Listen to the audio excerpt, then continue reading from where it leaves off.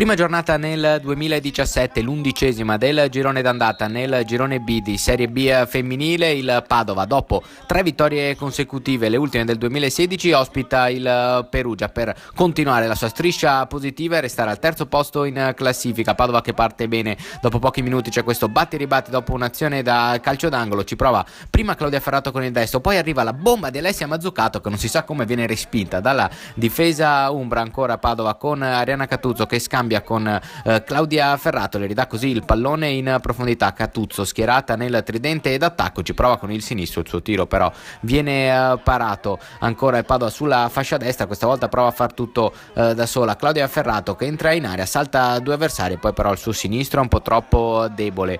È il 34esimo minuto quando si fa vedere per la prima volta pericolosamente dalle parti di Donà Perugia. C'è questo tiro di Pellegrino che sfiora così il palo. Si arriva al 39esimo minuto, guardate cosa fa Claudia Ferrato, riesce a conquistare un pallone praticamente dal nulla, si porta a spasso 2 avversari, entra in area di rigore con il sinistro, timbra così un gol bellissimo che sblocca il risultato. Gran gol di Claudia Ferrato che porta in vantaggio il Padova. Rivediamo questo potentissimo sinistro dopo un'azione di puro strapotere fisico per il centravanti biancoscudato. È l'1-0 con cui il Padova va a riposo.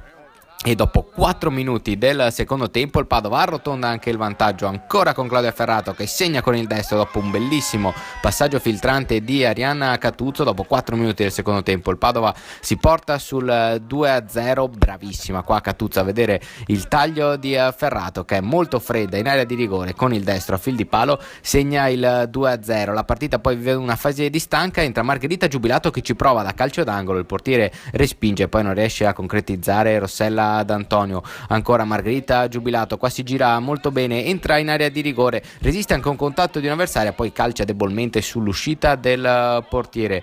Ancora adesso il Padova con Arianna Catuzzo che vede ancora Giubilato, una vera e propria spina nel fianco da quando è entrata nel secondo tempo. Ci prova con il sinistro ma il suo diagonale viene parato dal portiere, non succede più nulla. Poi negli ultimi minuti il Padova coglie la 4ª vittoria consecutiva, batte 2-0 Perugia e si prepara così nel migliore dei modi allo scontro diretto di domenica prossima, quando le biancoscudate faranno visita al Vittorio Veneto capolista.